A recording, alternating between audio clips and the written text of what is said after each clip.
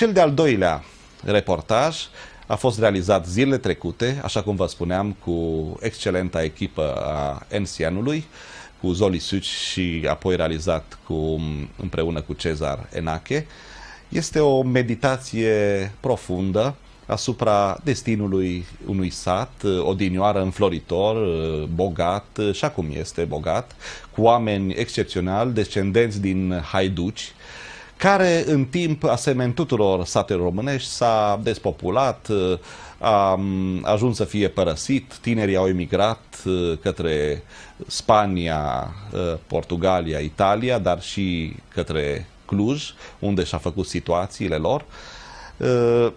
Ca și în filmul precedent, într-un fel, personajul cheie este învățătorul satului, dascălul pensionar al satului, Ioan Băican, un personaj tipic romanelor lui Liviu Rebreanu sau poeziilor marilor corifei ardeleni.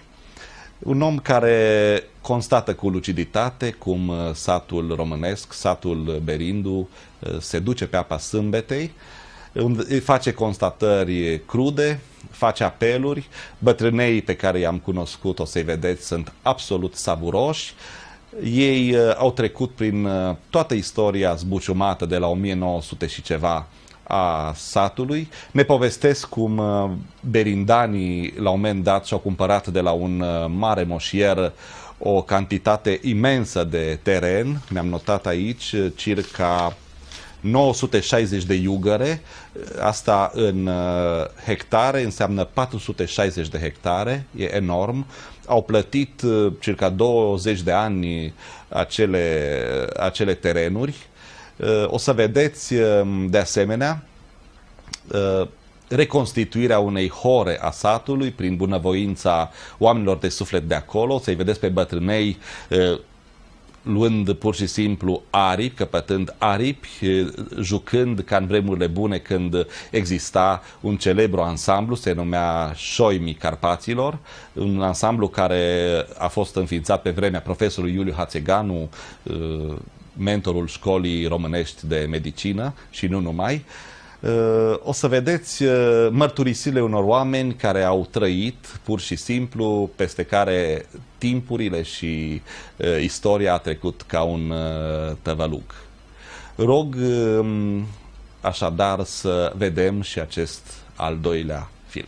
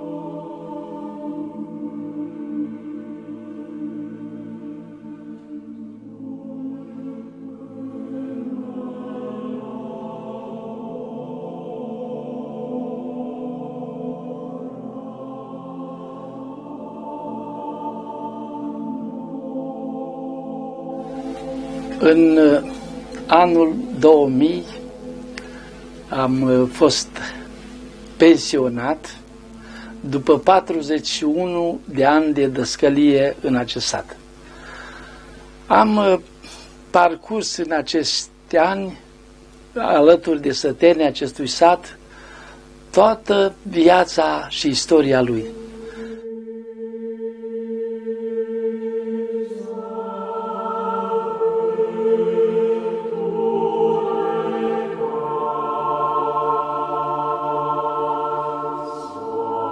Bătrânii aceștia care au rămas aici nu mai pot să lucreze pământurile din hotarul Berindului.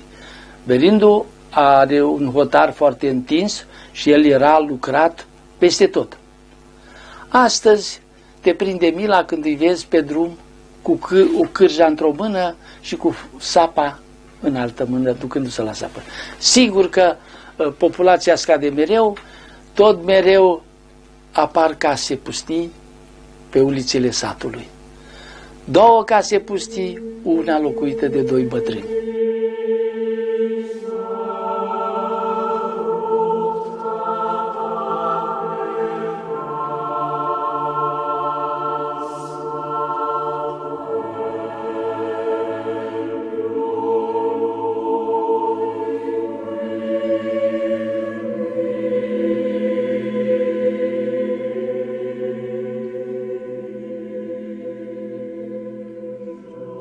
În 1909, satul nostru, Berindu, nu avea pășune decât numai 80 de iugere. În 1909 s-a anunțat, vinde un delegat de la bancă, care a anunțat la primărie, că se vinde pășunea și pădurea de la satul Băbuț, cine vrea să stea să cumpere, are dreptul să cumpere. A anunțat primarul din sat, cine vrea să stea să cumpere pășune și pădure, de la pășunea Băbuțului, s-a scris tot satul. Altul cu sumă mai mare, altul cu sumă mai puțin. Întrucât nu s-a putut plăti din 1900 până 1914, când s-a început războiul, a rămas neplătită până în 1923, când a început toată lumea să plătească care cât a putut. Cea mai mare sumă a fost de $1.000.000, era 26 de iugere la aceeași porție. Restul, alți proprietari, după cum au putut, $500, $250, dar între timp, părinții noștri, o trăi care la fiecare familie avea câte 4, 5, 6, 7 copii. Au mâncat la pită cu silvăi, s-au mâncat fasole năcrită, fără carne. Altfel nu se putea plăti la bancă să cumpere atâta teren de 964 de iugere, atunci pe vremurile astea. Pentru dragostea de pământ, de-aia a făcut părinții, pentru dragostea de pământ am muncit și eu până la vârsta de care o am, de 70 am călcat pe 78 de ani și m-am trăit în viața mea în satul nostru, satul Berin.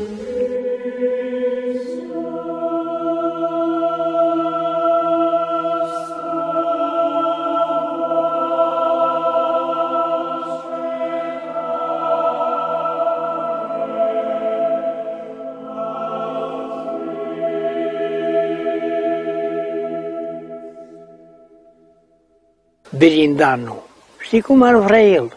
Să-și hotărât pentru pământ, că pământul lui să-și ie pământ și să muncească pentru el, dar să știi ce, până în momentul de față, nu s-a pus mâna să facă un titlu de proprietate, nu s-a pus mâna să se măsoare pământul de atâția de zile. Eu, personal, am făcut la domnul primar, când a ajuns el primar, zice, în ce zi, când se merge la măsurat, acolo merge în pustă. În pustă, vorba de pustă. Și am mers, tot am așteptat ca cu curigul, ca și cum ia la nii pe biserică, și deja, nimic nu s-a clătit, nu vine nimeni la măsurat, nu vine nimeni. Eu cam știu locul, dar nu chiar așa exact. Și nu pot să zici nici albă, nici neagră, dacă nu vin ei la sfat, să te ajute, să-ți dea ordine, să uite așa, așa să face, așa să face. Pământul e a românului. Ia glia de pământ a românului. Așa să știți. Ca dovadă că satul acesta a fost așezat între păduri, în niște ascunzișuri, dovedește că primii locuitori ai lui au fost de origine dacă, așa cum se numesc satele noastre din Ardeal, și acești oameni încă mai păstrau în sufletul și în inima lor starea aceea de războinici, de haiduci, de răzbunători, de oameni a dreptății. În lumina aceea noi considerăm că noi, berindenii, avem origini haiducești. Ca dovadă, temperamentul lor, sufletul lor, obiceiul lor, spunând aici că în continuare și după ce nu au mai trebuit să-ți folosească haiducia, ei au rămas tot niște luptători, niște bătăuși mai în vremurile de demult, încât li s-a dus faiba departe din locurile noastre. Sărbătoarea 1934 a fost sărbătoarea de 10 mai. Acolo se strângea sate în jurul berindului, da? Într-o pădure cu o poiană frumoasă. Era jidot care ducea turte și vânzări, se sărbătorea frumos. Până la urmă, mai înapoi, au fost 7 sate. Vă spun și satele dacă doriți. 7 sate. După ce lumea s-a distrat, o mai băut un par de țuică una alta, a cumpărat toate, a început la scandal, s-a început la bătaie. Când a început la bătaie, 7 bărbați din Berind au bătut 7 sate. Au rămas unul întreg. Șetrele cum era la jidoti, pe vremurile alea, au fost stricate tot, au fost stricate praf. Și pe berindanii 7 i-au arestat, i-au închis după petrecerea care au fost, i-au arestat, i-au dus la pușcărie, i-au făcut cam câte 3 luni, unul și au scăpat, s-au venit acasă. Aceasta înseamnă o vitejie sau o bărbăție pentru satul Berind, că altfel nu poți să o spui decât asta. Era tare încrezut berindanii în toată viața lor. Ei oriunde am mers, unde am mers și după ce am crescut eu mare, au fost bărbați, nu s-o... Și dacă s-o certat unul cu celălalt, eu am fost prieten cu dumneata, ce-am scos pe dumneata, și am fost mâinioși unul cu celălalt. Noi așa am fost hotărâți. Dacă am mers pe părți străine, cine nu ne-a ascultat cum o trebuie, nu a ieșit bine la socoteală. Am căpătat de bătut, vrând.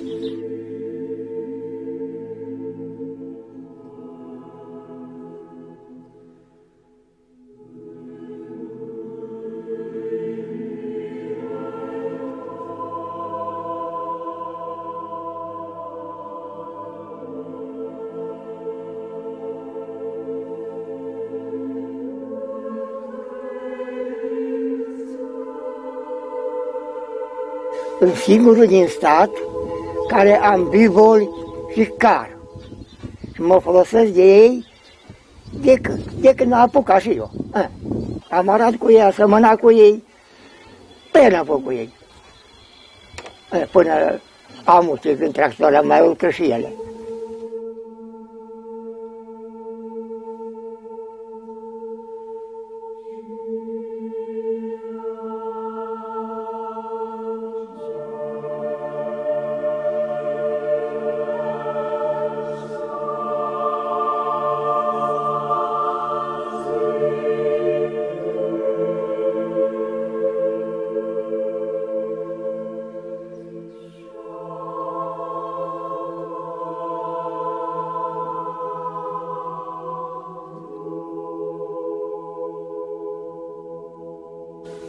Bivolii s-au adus înainte la noi din părțile de la spre Meriaș.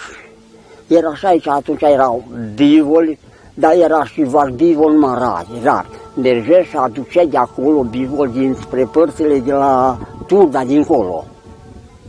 Și aducea aici și fiindcă laptele de bivol are grăsimea dublu ca de vacă și era mai rezistent la noi pământul, trebuie lucrat cu animale. Era mai rezistent bivolul sau bou de vacă ca să lucreze pământul. Și să lucra pământul tot cu animale și am scos o producție enorm de mare. În timpul când era cotele, am avut în satul nostru până la 100 de vagoane de cereal, de grâu numai grâu, până la 100 de vagoane. După ce a început colectivizarea, apoi au dus tractoarea, apoi au înlocuit alții și am mers, muncitorii. Am muncit la ei, chiar eu am muncit 17 ani în colectiv și apoi m-am dus la lucru. Mi-aduc aminte că pe vremuri înainte, bineînțeles, înainte de al doilea război mondial, învățătorul care era aici a organizat o echipă care șoimii Carpaților se numeau, cu care au ajuns să participe la diferite festivaluri în țară și chiar peste hotare. Au fost prin Cioslovacia, au fost prin alte țări, nu mai știu eu acum să precizez pe unde au fost, dar erau renumiți. Au participat la programe festive, chiar la Palatul Cotroceni, în timpul de ziua regelui. Și sunt poze de pe vremea aceea cu cei care erau în formații și astăzi sunt oameni care au ajuns la 80 sau chiar 90 de ani. Șoime erau o instituție de frumusețe a satelor țărănești. Se strângeau de pe toată valea aceasta șoimii la Așchileu. Acolo se strângeau toate satele, se făcea în ziua de duminică, se făcea slujba religioasă și după ce se termina slujba religioasă, se făcea un fel de gimnastică, se făcea jocuri, dansuri românești în timpul ăla. Și așa au mers până când s-au cedat Ardealul. Atunci s-au terminat cu șoimii. Ardealul s-a dus ăia, domnii mari, domnul Iuliu Hațedeanu și care au fost s-au dus, au trecut dincolo și noi am rămas aici. După ce am rămas aici, ne-am dus în cazul cum am putut.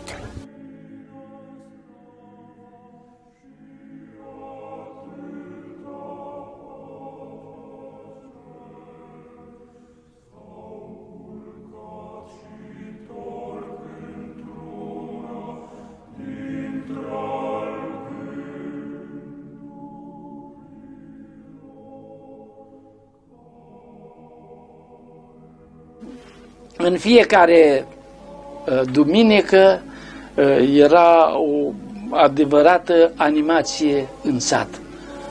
Toți oamenii dimineața plecau la biserică, bătrâni, adulți, copii, iar după ce ieșeau de la biserică, se duceau acasă, luau masa de prânz și se reîntorceau toți în mijlocul satului. În mijlocul satului, lângă gardurile caselor din centru civic, cum s-ar spune, a satului pe atunci, erau niște băncuțe și acolo se așezau bătrâni, femei, copii, iar la una din casele din apropiere era hora satului. Tot a doua duminică era horă în sat. Tineretul avea muzicat angajat pe toată vara.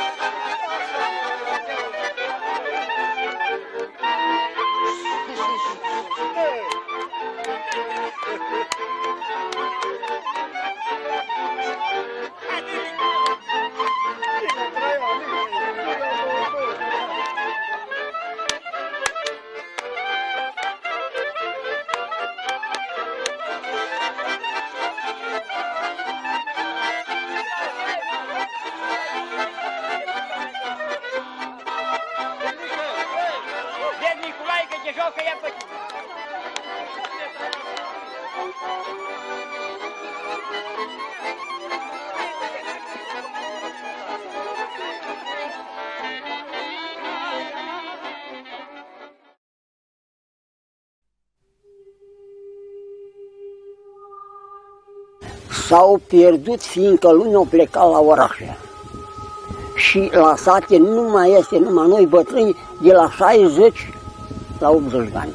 Dar zice că nu mai poți să muncești după 70 de ani.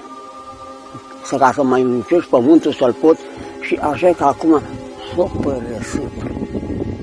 S-o părăsit, pământul nu-i mai trebuie, fiindcă nu poate lucra. Că atâta șpesele, dacă nu poate omul să muncească, ca să-i producă el, mâna lui, el nu-și mai socotește că ceea ce pierde munca. Nu mai se lucrează pământul. Jumătate, poate și trei-părți, rămâne nelucrat, fiindcă nu mai poate să viască. Noi suntem sclavi față de ei.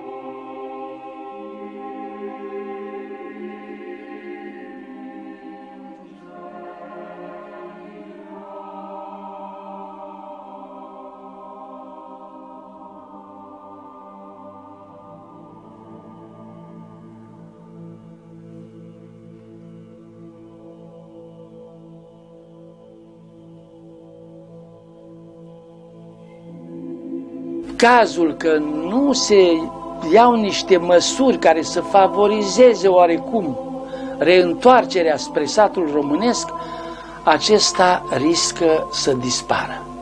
Să dispară cu toate obiceiurile, cu toată istoria lui, cu toată viața lui, aceea cinstită și curată. Aici, cum zicea Blaga, aici s-a născut veșnicia, la țară. Și când va muri satul și țara, s-ar putea să nu mai avem parte de veșnicie. E necesar ca statul român să privească cu mai multă atenție ce se întâmplă cu satul românesc în ultimii ani, în ultimele decenii chiar. El riscă să dispară.